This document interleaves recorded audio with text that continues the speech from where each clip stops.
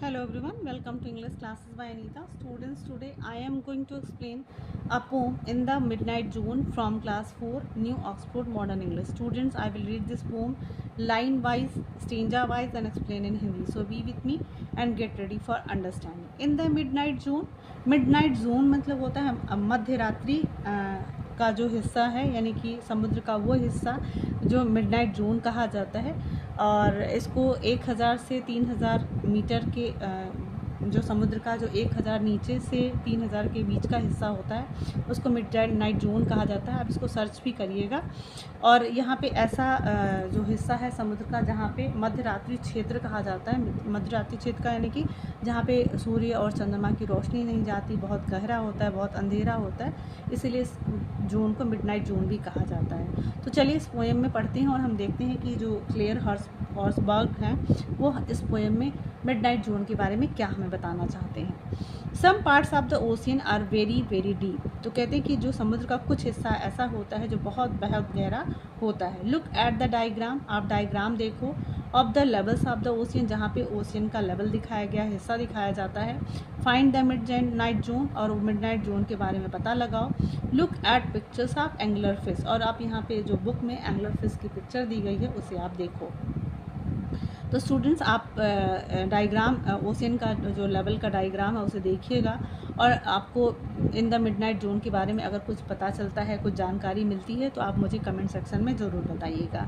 तो चलिए पोएम को स्टेंजा वाइज पढ़ते हैं और इसको अंडरस्टैंड करते हैं। Deep down deep in the ocean, pass the reach of the moon, the waters full of darkness, as dark as any tomb.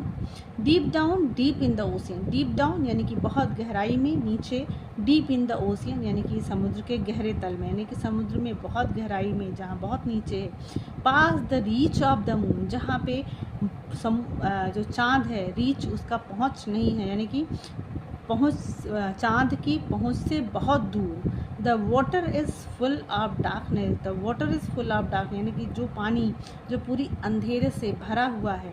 As dark as any टूम, इतना गहरा, इतना अंधेरा जैसा कि कोई कब्र हो। यानी कि समुद्र में बहुत गहराई, बहुत नीचे गहराई में, बहुत ज़्यादा डीप डाउन यानी कि बहुत गहराई में, जहाँ पे चाँद की भी पहुँच से दूर, यानी कि चाँद की पहुँच से भी, यानी कि जहाँ चाँद की रोशनी नहीं पहुँच सकती। The water is full of darkness, जहाँ पानी पूरा अंधेरे से भरा हुआ है, इतना अंधेरा जितना कि कोई कब्र। There is no daylight, यानी कि but there is life in water stirred by tales of vast visiting hunters and unseen pod of whales. There is no daylight, यहाँ वहाँ दिन की, यहाँ हमने अभी पहले स्टेंजा में पढ़ा कि चाँद की रोशनी नहीं पड़ती वहाँ पहुँचती, इसी तरीके से वहाँ कोई डे लाइट भी नहीं पहुँचता, यानी कि कोई सूर्य की रोशनी भी वहाँ नहीं पहुँचती।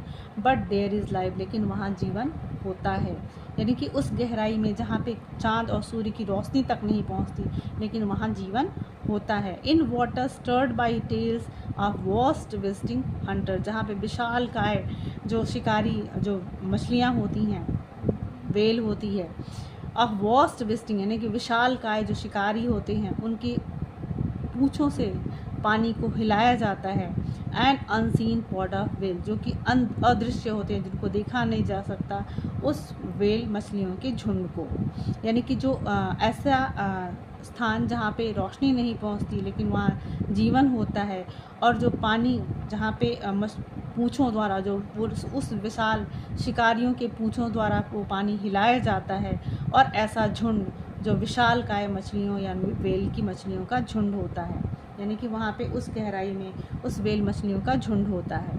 Yet sometimes in that darkness is an amazing site, हालांकि मतलब कभी कभी उस अंधेरे में एक अमेजिंग, बहुत ही आश्चर्यजनक दृश्य होता है। Coming from N angular fish, जो कि एक एंगुलर फिश से होता हुआ आता है। A tiny spot of light, जो कि एक छोटे से प्रकाश की बिंदु होती है, यानी कि एंगुलर फिश से आता हुआ एक छोटा सा प्रकाश का बिंदु दिखाई देता है। वो उस डार्कनेस में, उस अंधेरे में एक बहुत ही अमेजिंग साइट होता है, बहुत ही सुंदर साइट होता है, बहुत ही सुंदर दृश्य होता है, आश्चर्यजनक दृश्य होता है। आप यहाँ पे देख सकते हो कि एंगलर फिश है, उसके हेड पे एक लाइट जैसा कुछ जल रहा है। तो जब वो गहरे अंधेरे पानी में एक लाइट की बिंदु दिखाई देती है दूर से, तो ये बहुत ही सुंदर दृश्य दिखाई देता है।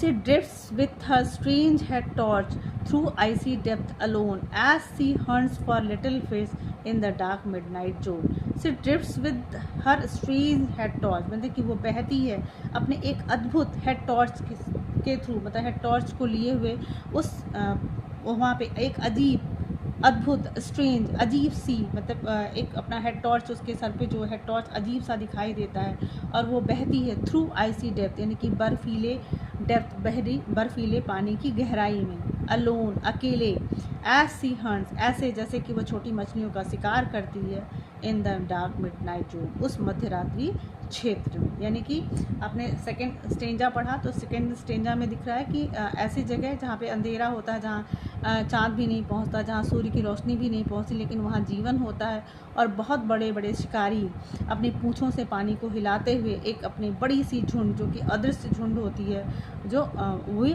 वेल मछलियों की, वहाँ पे जीवन दिखाई देता है। और कभी कभी वहाँ उस अंधेरे में एक बहुत ही अमेजिंग साइट, बहुत ही सुंदर दृश्य दिखाई देता है, जो कि वो एंगलर फिश से होता हुआ आता है, और उस एंगलर फिश से होता हुआ एक जो प्रकाश का छोटा सा बिंदु होता है, वो बहुत ही सुंदर होता है।